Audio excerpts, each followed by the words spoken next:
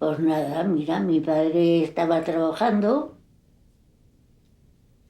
y por ocultar al dueño, para quien trabajaba, pues los metieron a la cárcel a dos, a otro jornalero y a mi padre.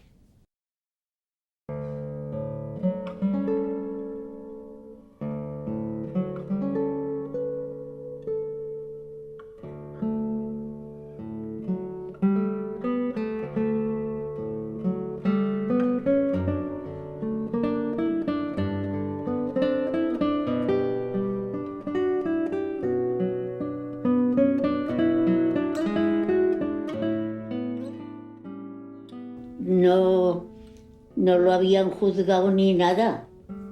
Mi padre lo mataron sin juzgarlo.